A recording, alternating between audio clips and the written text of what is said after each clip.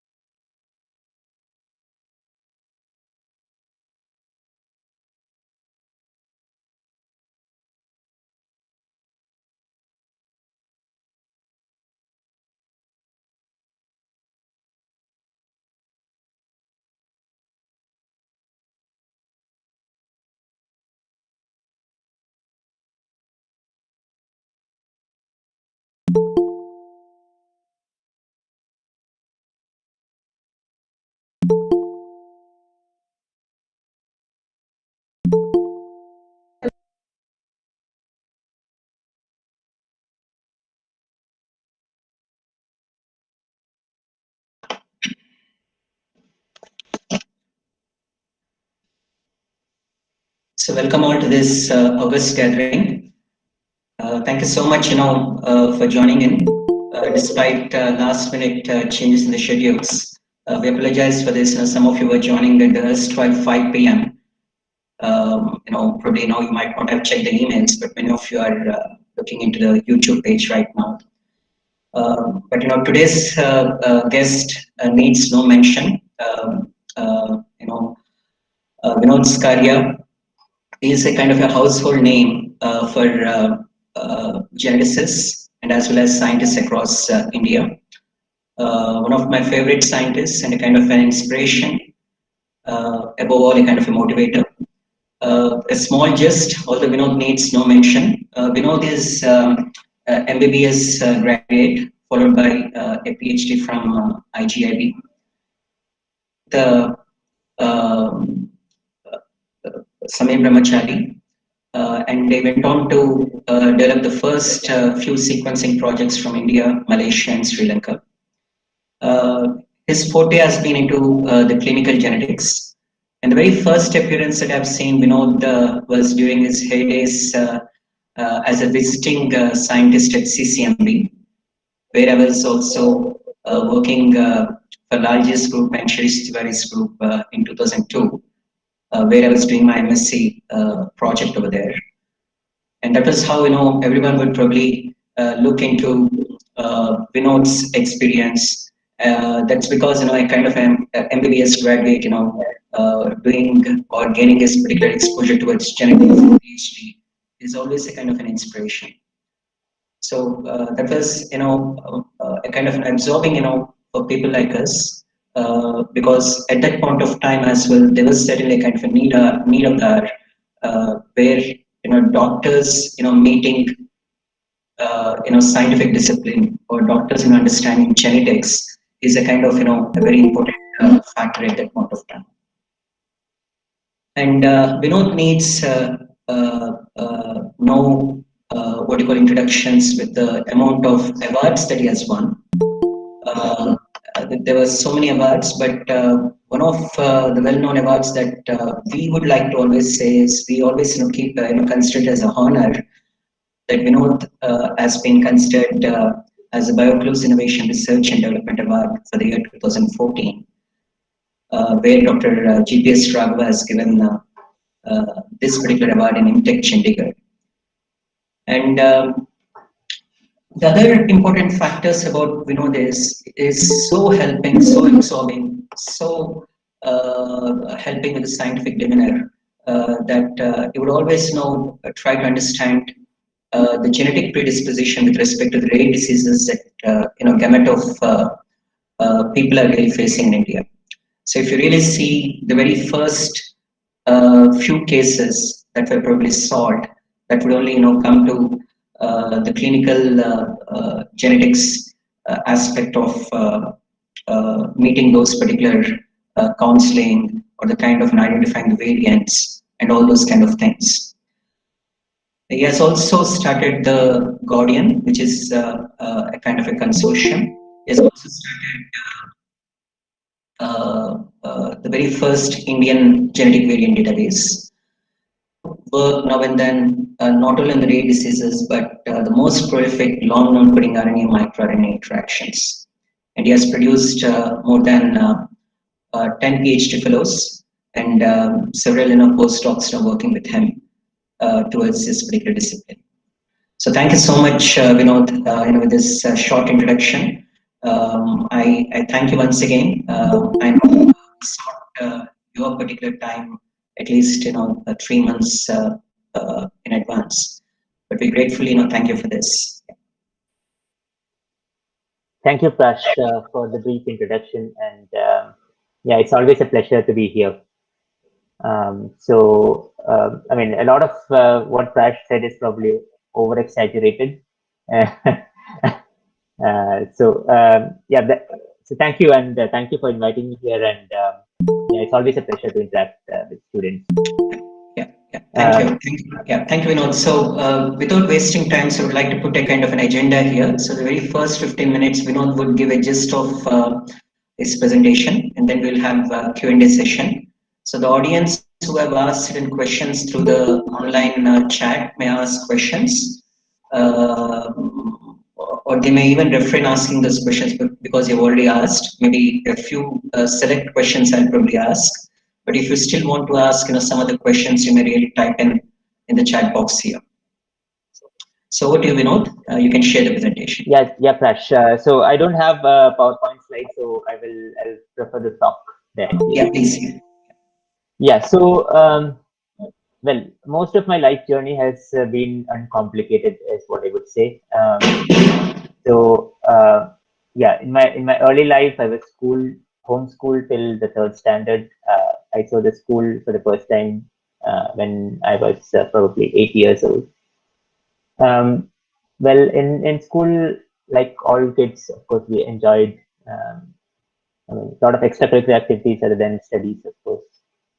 I was never been considered as a topper at any point of time in my school. It's pretty much an average student, and most of my classes I used to be, I would believe, in the last bench or last but one bench in the school.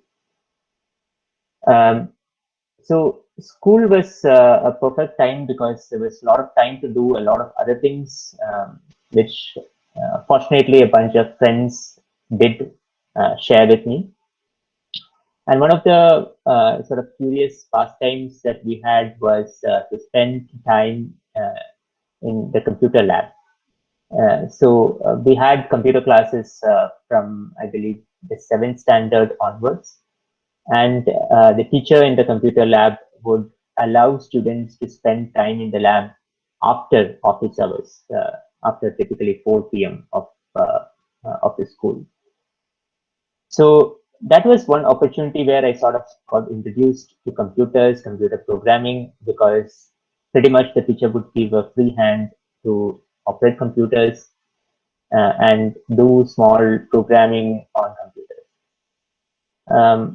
The other sort of interest with a bunch of friends that we developed was also, I mean, the school also had an electronics lab, and a significant large majority of my friends wanted to do electronics compared to computer science. So I would hang around with many of these friends, though I didn't take electronics as the course. But that was another opportunity where we could sort of tinker with a lot of things around in electronics. Well, most of my later years in school, I believe 9th and 10th standard, we used to actually sneak out and participate in science festival, science programs. And I still remember that we used to have a fantastic science teacher, Mr. Reggie, who used to motivate young students to take up science projects and also good science studies. And that's also when I sort of got acquainted to a lot of my friends who also shared quite an enormous interest in science and quite an enormous interest in doing things, or rather tinkering with things, which fortunately I still do.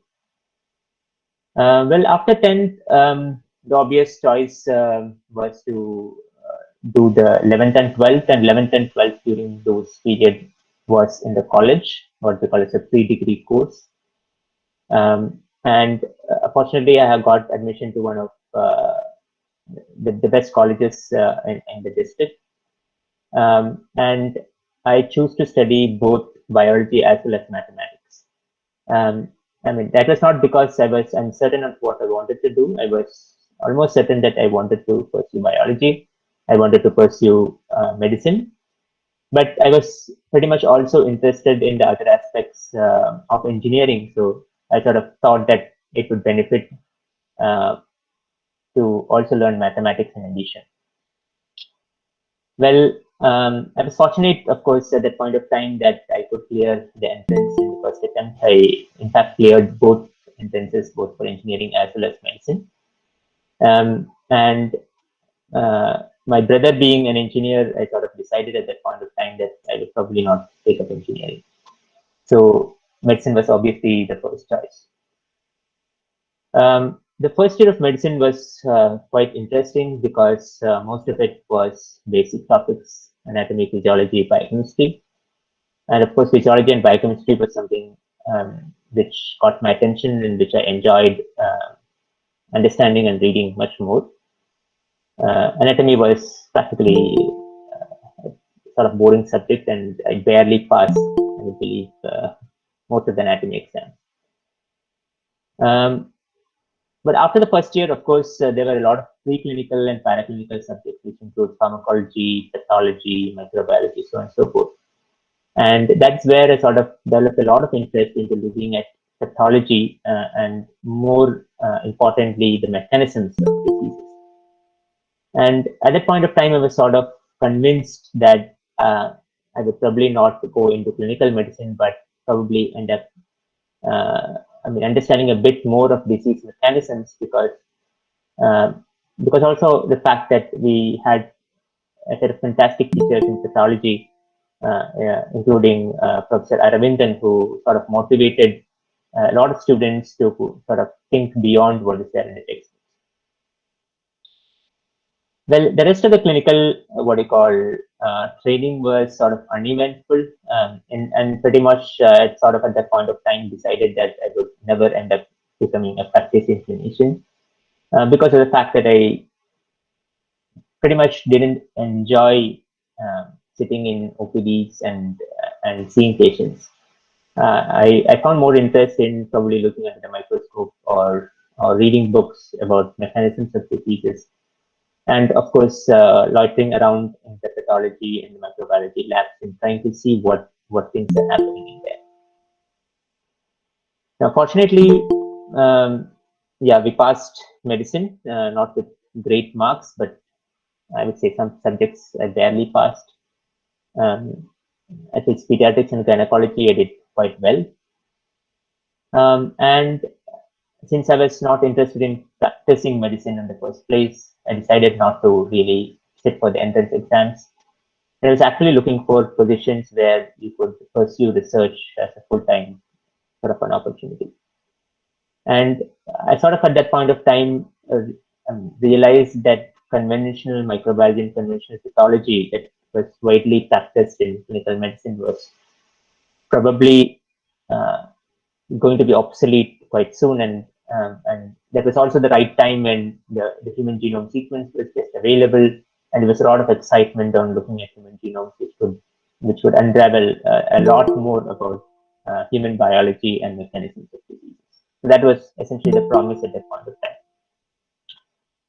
And I still remember at that point of time, I chanced upon this book called Gene 6 to be exact, the book written by Levin, and that had quite an enormous compilation of genomics about how genes are organized, how they're regulated, what are transcription factors, how genetic variation could impact the function of genes, and so on and so forth. And that really motivated me to think that this is probably going to be what future medicine is all about. And it was also the chance that at that point of time, I chanced upon a website of an institute called the Institute for Genomics and Integrative Biology. And at that point of time, it also had an advertisement saying that they are looking for MBBS graduates, and there's a position open for PhD, which I promptly applied. And I traveled all the way to Delhi to sort of appear for the interview. After the interview, of course, I was sort of certain that I might actually get into the institute, so I started reading more about the institute. And fortunately, at that point of time, my uncle used to live in Delhi, so I had much more time to sort of explore Delhi and sort of understand what is happening around. Well, at that point of time, I also had an offer from one of the US universities in the pathology department to do a senior residency sort of program, which will eventually lead to a PhD. So the other intention of coming to Delhi was also to apply for a US visa, so you could fly abroad. Well, once the IJB entrance results had come, I had sort of gotten in with a bunch of other medical graduates. I believe there were 4 or 5 medical graduates who managed to get into the program. And then we had, of course, a coursework and a lot of other activities which happened beside the coursework. And we sort of formed a bunch of young people who were interested in a lot of a variety of things, both science as well as probably the non-science that happens around science. And that's when I sort of decided that I'll probably stay back and sort of do a PhD and not really go abroad. And of course, in terms of the timelines for PhD, I had probably a very, very long PhD. And Of course, I was fortunate to have what I call tinkered with a variety of topics, right from looking at proteins to looking at microbes tuberculosis, looking at microRNAs, and apart from the sort of PhD topic which was on microRNAs, we had pretty much explored a variety of other things using computational biology, like looking at quadruplexes, so on and so forth. So that was really an experience because you could explore a variety of more topics than what is part of the PhD, and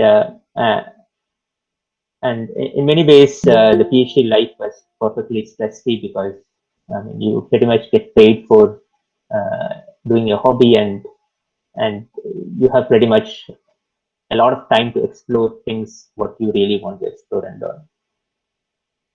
And at that point of time, IJB did advertise for a scientist B position, which a couple of us applied and we sort of got selected. And eventually I finished my PhD after being appointed as a scientist. Now, once you have got appointed as a scientist, of course, you have other things to worry about, including things that you need to do, things that you need to report, you need to write for grants, you need to organize your lab and your research activities, and so on and so forth. So at that point of time, IJB had a sort of third campus in a sort of non-discrete place called Narayana, which is essentially an industrial area and a slum bordering a railway track. And I had a fantastic colleague, Sridhar, who eventually became a fantastic collaborator and a fantastic friend of mine. And we pretty much stayed there for almost 8 years.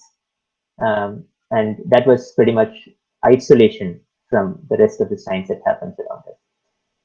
But isolation actually helped us a really great bit because you had at that point of time a sequencer which was available at that sort of campus, and a modest size computational facility which was also available free at that campus, which allowed us to tinker with the sequencers and the computers to do a lot of things that was of remote interest to us and something that was also close to us.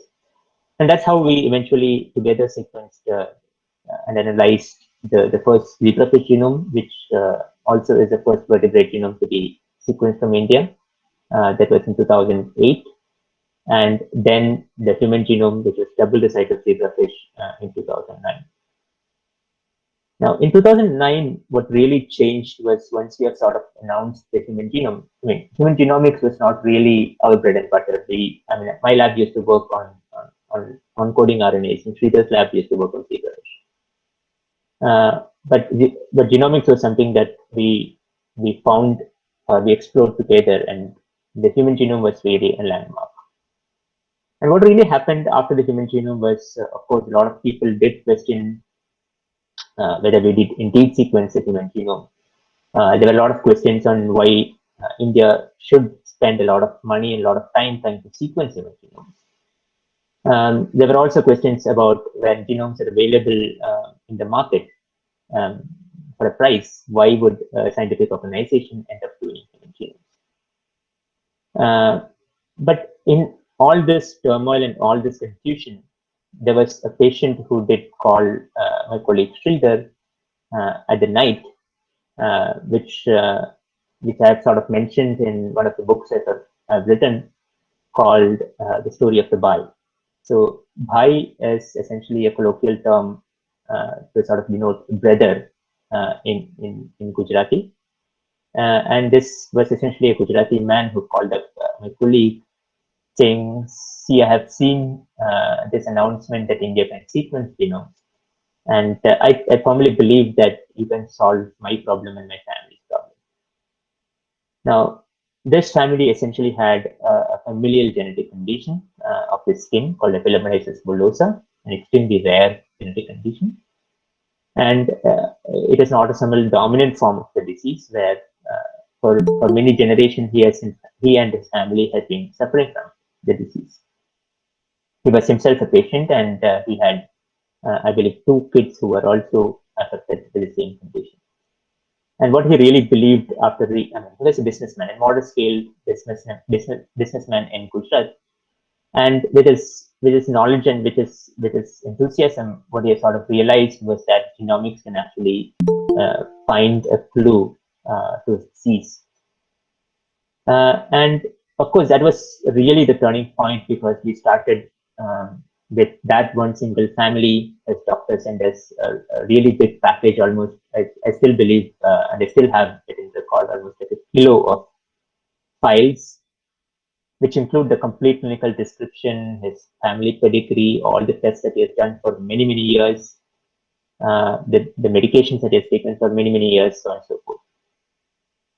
Well, eventually we could sort of sequence the patient and some family members. We even traveled multiple times to Gujarat. We attended marriage functions, and we could sort of convince a larger community of people around him to donate blood samples so that we could sort of find clues to what really happened with the disease. And of course, eventually, I believe after around 3 years, we could actually solve the disease. We did find the genetic mutation and we did publish that particular paper. And of course, that was the really happiest moment for that individual, where he could actually understand what really went wrong with him and his family. And more importantly, he could use that information to do genetic counseling or get counsel. And he could also use that information and the genetic test to prevent the genetic disease from occurring in the future generations. And that really was an eye-opener, because we never expected the impact to be so huge just by identifying a genetic mutation in an individual or in an individual's family. And that is pretty much how the seeds for the rare genetic disease program started. And the idea of the rare genetic disease program was we would work with clinicians, specialist clinicians who see patients in their clinics. And we would use the best in genomics to understand what really went wrong with them and their families, and use this information to either help them to avail better treatments, help them to plan their families, help them to get appropriate genetic counseling, and of course, help them to prevent the genetic disease from occurring in the next generation. And that's essentially how the Guardian Genetic Disease Program has started. And I believe it is the 6th year of completion. And today we are close to 300 clinicians across the country, and practically every major center in the country whom we collaborate with. And on an annual year, we typically we typically get around 1,000 odd patients and family members referred to the program, and we could solve, and today's rate we can solve approximately around 50% of such cases. Now, what we do is really not even scratching the surface of the problem. There are around 70 million people in this country with a genetic disease. So we need much better tools, better approaches to solve such diseases, and in many ways to even identify such diseases, which many clinicians don't realize that they occur in the country.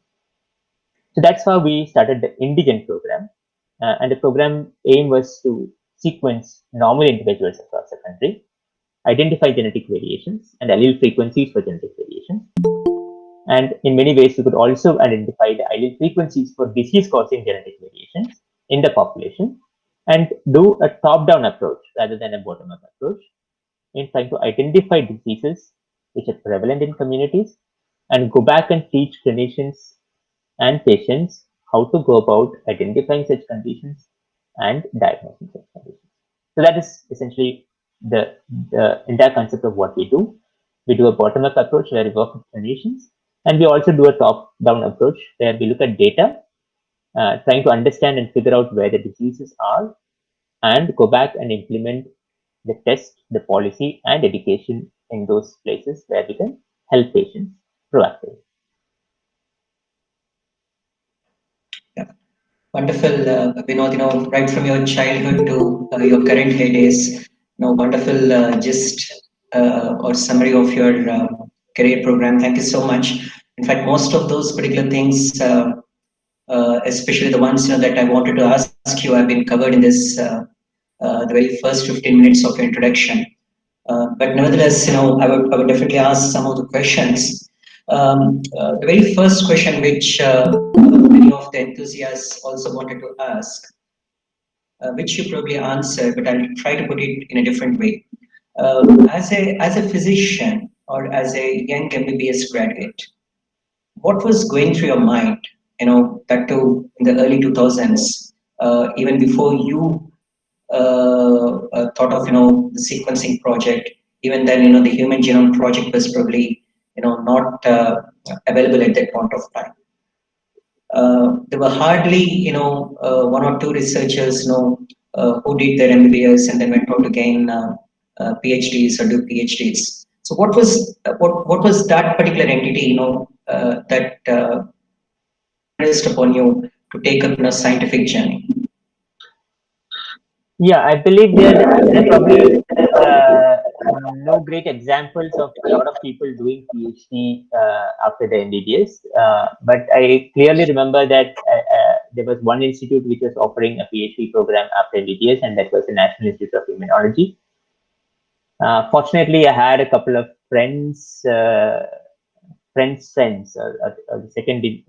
second degree friends who did their MBBS and pursued PhD. Very few of them, but I did have a short interaction with them into trying to understand what their lives were. But yeah, that never has been a major concern to me, because at the end of my medical school, I was pretty much decided that I would want to do research rather than do clinical medicine. So that was never a confusion. The only question was where should I do my PhD, and who would rather take me? Yeah, wonderful. Yeah. So having said this, my next question is something on these particular lines. As a clinician, there was always a gap between the geneticists and as well as the clinicians, or the scientists and the clinicians, more towards precision therapy. So what has changed over the last 2 decades of this particular scientific journey that you have traversed, especially in this bridging the gap? Yeah. Right. So I would try to draw parallels not within geneticists and clinicians, but I would try to draw parallels within clinicians and radiologists. Right. Now, technology has always been part and parcel of advancing medicine. Right? That has always been there, and that will always be there. Now, during our MBBS times, I still remember that CTs and MRIs were not the mainstay of diagnostics. Even for neurological conditions, it was not widely available. And a lot of clinicians resented the use of CTs and MRIs, even for cases which clearly would have benefited from such technology. And that was because, in my close observation, because of two things. One, the radiologist or the radiologist who got trained in CTs and MRIs were very few.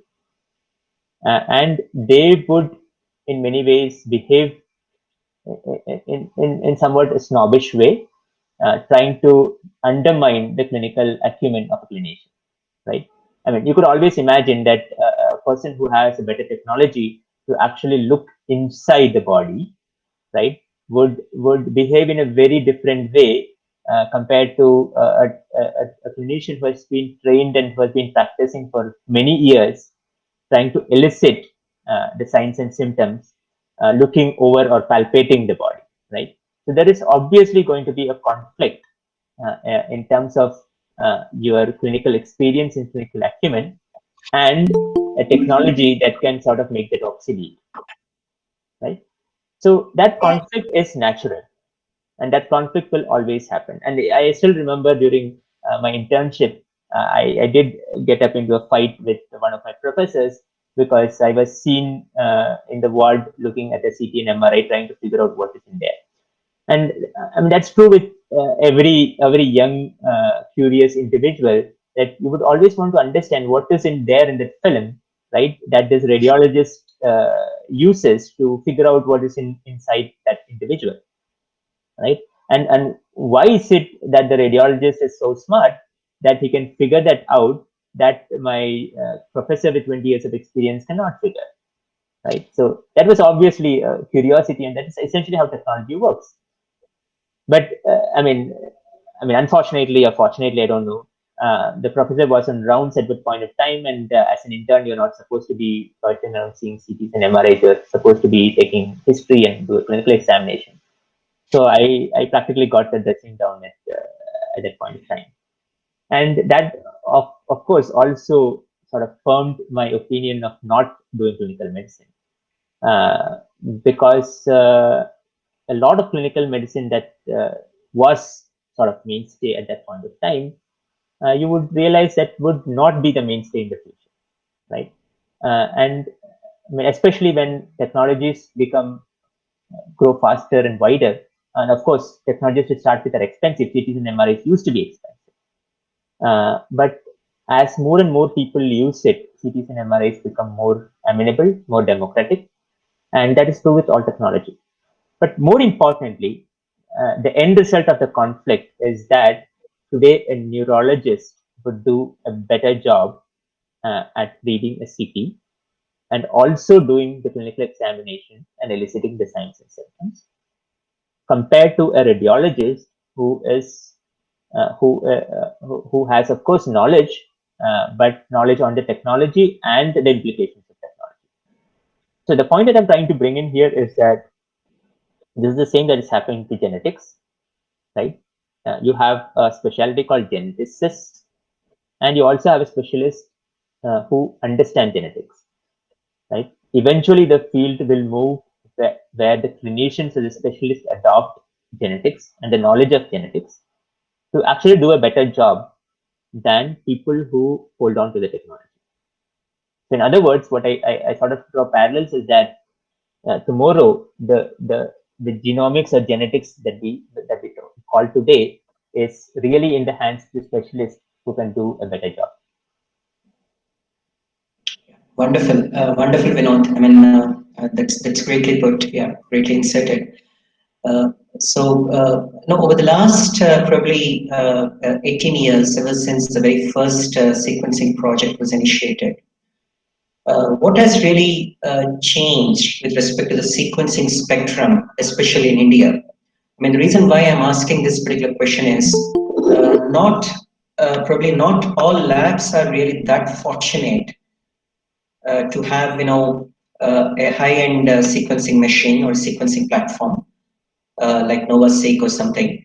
In India, we have across the 4 or 5 different corners, whereas a normal academic setting having these particular sequencing machines are not really used impromptu by these so-called academics. Probably they would probably prefer to get these particular samples outsourced to a sequencing company. Probably we have not really been that successful when compared to the West in sequencing as many optimal number of genomes that we really wanted in our academic setting when compared to probably the far West. Do you agree on this, Vinod? What's your point of view on this? Yeah, so we should not really compare ourselves with, for example, the United States in genomics, because we are talking about really scales which are thousands of fold different. Right, as a country, we spend close to 1% of our GDP into healthcare, and we are comparing to country which is spending close to 10 to 15% direct investment into healthcare. So there is clearly going to be differences in scale. We should not really compare that. But we should actually ask this question of what can we do better, right?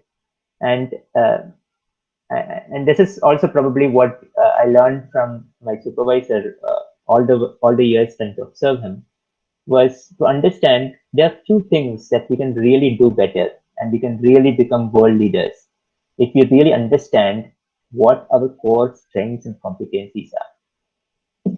Now, to give numbers, I would say it is not really important that hundreds of people or hundreds of clinicians in India would have an overseas. No, right? But it is really more important that thousands of clinicians in India have the knowledge of genetics and genomics so that they apply genetics and genomics much more efficiently. And in our experience, what I can say is that not all patient needs to be sequenced, right? A far, far large majority of patients could actually be treated, can be diagnosed by very, very cheap tests, right? The unfortunate problem is that while the scientific community is running after sequencing a large number of genomes, not really trying to understand what is there in the genomes and translate it back so that the clinicians can keep using it. Right? So many of the tests that we have sort of developed out of the knowledge of genomics. So the knowledge of genomics is sequencing a trio or a set of individuals from a family, but the genetic test that could be developed from that, which is cheap and affordable, could impact thousands of people, right? So, and probably that is a more sustainable way forward, because unless you have cheap diagnostic tests, right, vast majority of our patients can never afford to have a genome or an exome sequence, right? Genomes and exomes are still much more costlier than the per capita GDP of the country, right? So it is not like an individual is spending, say, 10% of his salary on the genome sequencing, right? In many ways, exome sequencing for a normal man is pretty much a year's salary, right? So we need to do things much better, right? We should not be mindlessly doing things just because the rest of the world is doing it. We need to do what is required to do. We need to identify the genetic mutation. But more importantly is to always ask the question, from my finding, can I impact more patients and families, right? And the Guardian Consortium is probably one example where by doing modest amount of genomes, you could actually impact far more number of individuals and communities. And that's also because we are fortunately a community or a country with a large number of endogamous or consanguineous communities, right? And in many ways, whenever you find a disease in an individual, there are like at least a dozen more individuals in the family or the community who could either benefit from that test or that knowledge in diagnosing the condition or preventing the condition from occurring in their siblings or in their children. Yeah, wonderful, wonderful, Vinod. Thank you so much. I agree to this. Yeah. Uh, uh, Vinod, the very one of the very first few questions that I've really asked my previous guest was, how has COVID changed your research? But I think this would be a kind of an antithesis statement, for you. You have been really instrumental in bringing in a lot of COVID genomes to the fore. You have been an amazing researcher, bringing the COVID sequences, and also you have developed a kind of a protocol for this towards bioinformatics predictions. So one of the challenging times over the last 1 year is towards bringing so many genomes or understanding the genetic diversity of COVID with respect to the number of strains that have really populated over the last 12 or 13 months. And we are currently at the realm of the second phase. So where do you see this particular thing going? Is there a kind of an end to sequencing some n number of genomes and probably use machine learning heuristics or artificial intelligence and come up with a kind of a strategy? Hey, look, these are the kind of variants that we might really come up, say, at the end of, say, 2021 or 2022.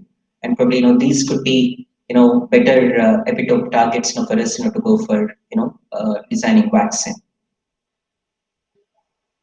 Yeah, so that's a very interesting question. So the answer to when is the end to sequencing COVID, I say probably never. And if you ask me why, I would rather say that it's because people want it. Right? Now, pretty much way back, I believe in April, late April or early May, I did write a blog post on why India should sequence genomes for genetic epidemiology. Right, and you should put it in the context that there was also a point in time when even accessing clinical samples for SARS-CoV-2 was impossible. Right, even for national laboratories like ours, accessing clinical samples was in many ways prevented and prohibited.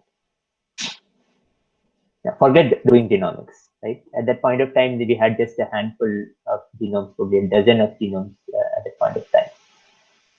But you would always hope that things will change and wisdom will prevail.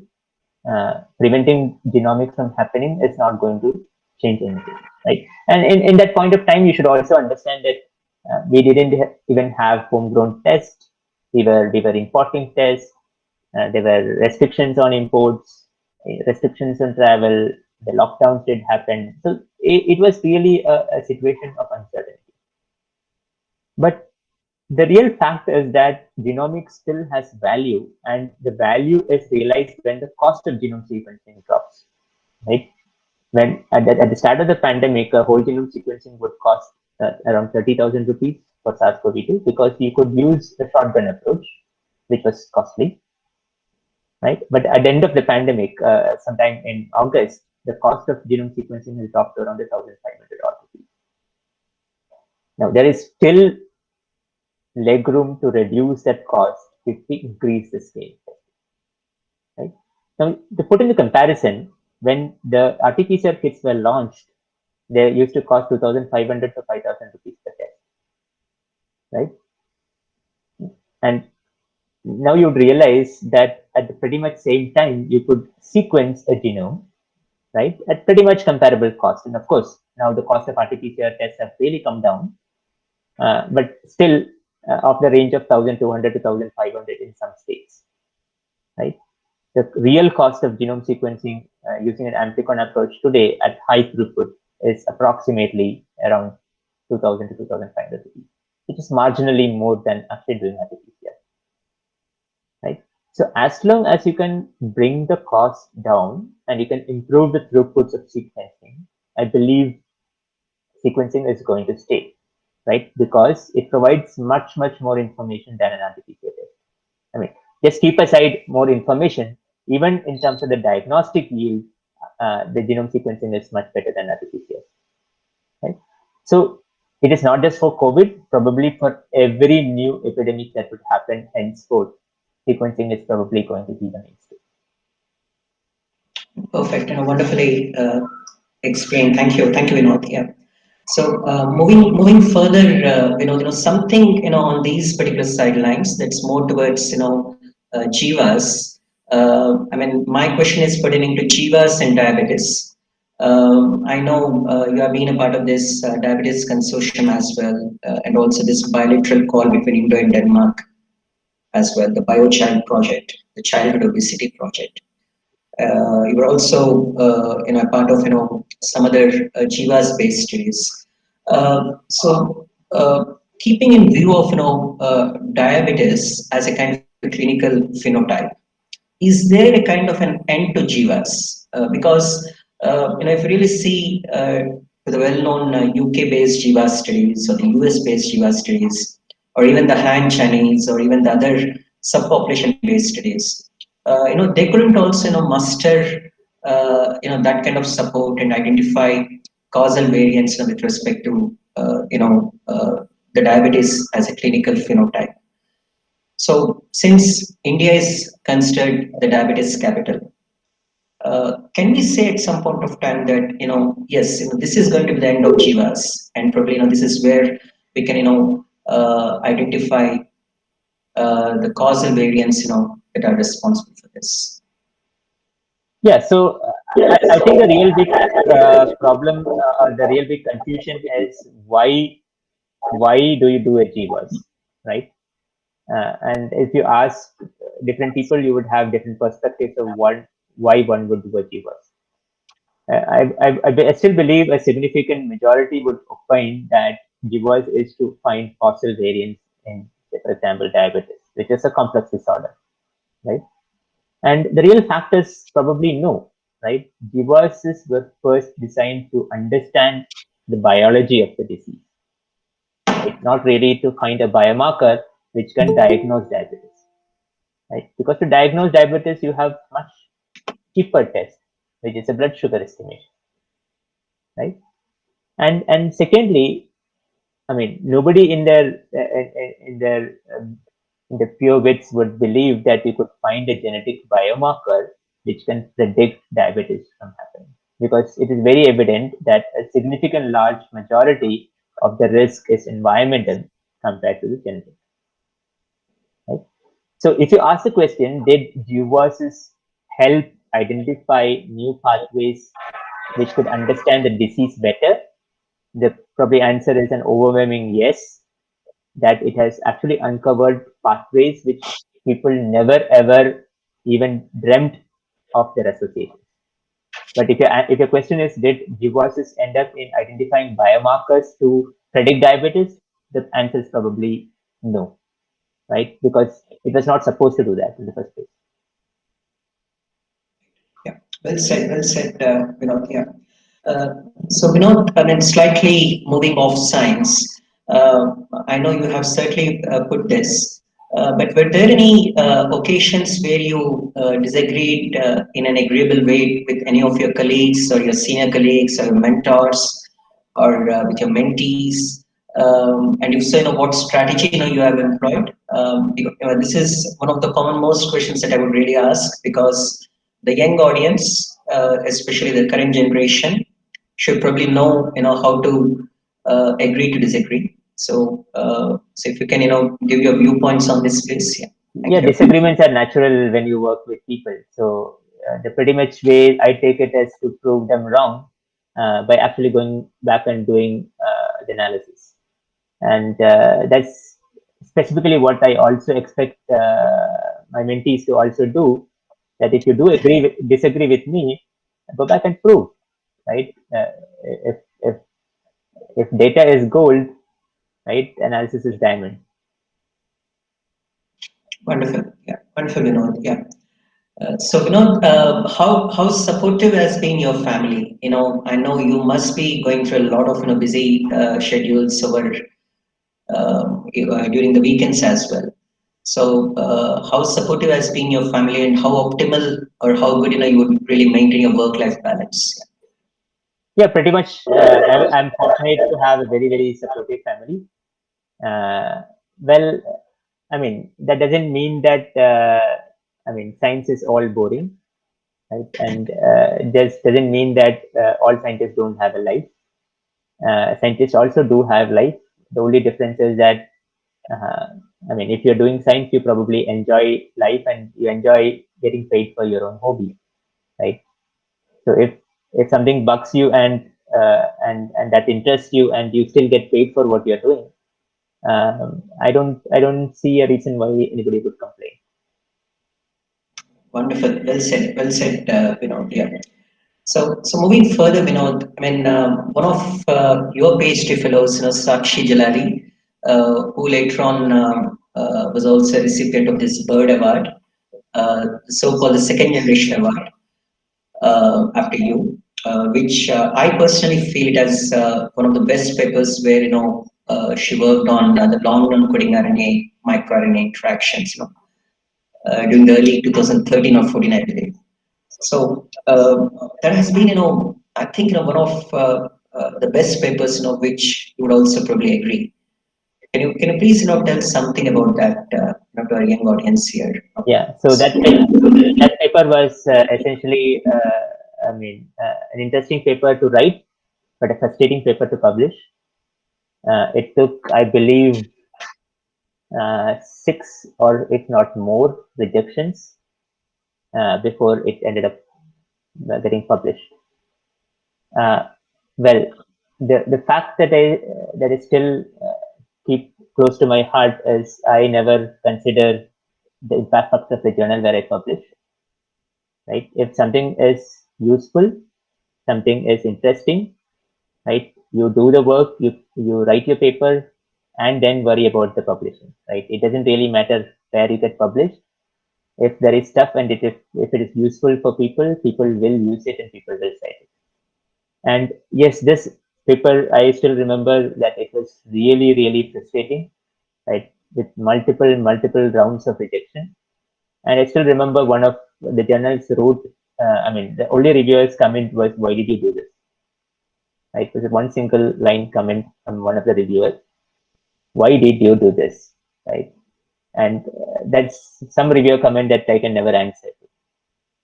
Well, of course, that was interesting because that was one of the first papers which systematically cataloged the interactions between non-coding RNA classes, and then therefore that was also widely cited and widely used. And even today, probably almost half a decade after that paper being published, more than half a decade now after it's been published, it still has a lot of citation.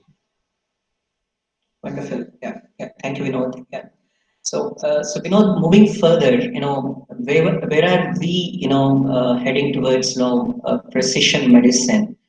Given the wonderful databases and repositories that you have developed, can we, at some point of time, I know, it has started in some places, can we, at the helm of, development of the so-called electronic health records or electronic health registry, come up with a kind of precision-based therapy right from the clinic, where the patients are known the first-hand information of those particular diseases that they are associated with, and there would be a kind of a real-time, in real time, kind of a counselor or a geneticist, and probably other experts sitting over there, and come up with a kind of a precision-based therapies, with respect to the burgeoning diseases that we have in India. Right. So the really low-hanging fruit in precision medicine is pharmacogenomics, right? Where you have genetic variations which are of high effect sizes or relative risk, which are associated with adverse drug events or differences in metabolism, which could require a much higher or much lower dose compared to what the standard dose administration is. Now, the real problem with implementation of pharmacogenomics is that no clinician will preemptively do a pharmacogenomic test before prescribing, right? That is because in the Indian scenario, in many ways we work with generics, which are cost-effective medications, and then therefore the cost of the diagnosis becomes much larger, or the cost of the pharmacogenomic test becomes much larger than the cost of the medication per se. Right? Now, how do we solve this? Right? The only way to solve this is to actually do the other way around, right? Where you could have genomic information of individuals pre-collected, right? And this information can be used in a clinician-directed and point-of-care manner, right? In other words, you don't do the test after getting the prescription. You do the test before getting the prescription. And this is one of the concepts that we have been toying with the IndiGen program. So almost all of the 1,000 odd volunteers in the IndiGen program have received a card where they could access very critical information about their genomes, which is clinician directed. In other words, a clinician can actually check the genome of the individual at a point of care fashion using the app and the card and access the relevant information that is required. In other words, he can direct the therapy without waiting for the genetic results to come. The genetic test has already been done, the results have already been available, and the clinician can access it at the right time. Now, genome sequencing today is expensive, right? But we all hope that genome sequencing will become cheaper, and we are essentially creating the pilot and the sort of knowledge base within the clinician community, and also understanding, also trying to understand the pertinent patient factors which could influence the usage of such a technology, right? Now, there are many countries in the world which are sequencing practically all their population. There are countries who are sequencing millions of people in their population, and India will also follow suit when the cost of sequencing becomes really cheap, right? And it is on the downward spiral. It would reach to a point where everybody could afford to have a genome sequence. Now, what you need to build is technologies to cater to that kind of a demand and that kind of a number, right, today, so that you can have time to test it out, time to pilot it out, time to build the clinical opinion and the clinical knowledge base, so that it is useful when a large number of people get their genomes done. So I believe this is one area where Indians could be global leaders, just because of the fact that we are 1/6 of the global population. Yeah, perfect. Yeah, amazing insight, Vinod. Thank you. So we move on to the questions asked by the members over here. The very first question is by Yasin. I think it's about CSIR, the open science project that you have, from the IGIV database as well. So I think when that thing would be active, is there any kind of assignments not rendered? Right. So CSIR is a program which aims at understanding what you call epidemics in a local context in one particular state. Right. It's the state of Kerala, and essentially use advanced data analytics to sort of understand trends, to build uh, mechanisms to identify outbreaks much earlier, to understand how the population responds to a particular epidemic. Right? All of these are important. And the choice of the state is, of course, very important, because there is also a state where a significant number of people are expatriates.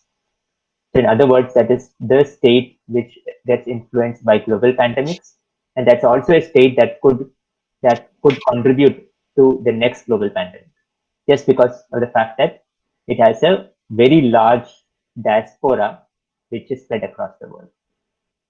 Now, yes, there are very specific programs or projects which are under pilot. Many of these projects are ongoing, right? And the selection of individuals to a particular project is dependent upon the skill sets of that individual, right? Since it is a voluntary activity, not everybody would have the right skill sets to be part of a program or a project. So whenever a project gets formulated and a skill set is required at that particular point of time, yes, we do take in people from the volunteer pool. So it is essentially organized top down rather than bottom up, where the programs have been formulated, skill sets have been sort of mapped out, and we are on the lookout for very specific skill sets which can fit into various aspects of the program. Right. So yeah, so at least I would say over a dozen volunteers today are working on a variety of projects. Some of them you will see live probably in a few months from now. Perfect. Yeah. So moving further, Mehak Chopra asks a question. Are there any specific genetic diseases that are probably relevant with respect to the Indian population currently? And if so, how could we, overcome this?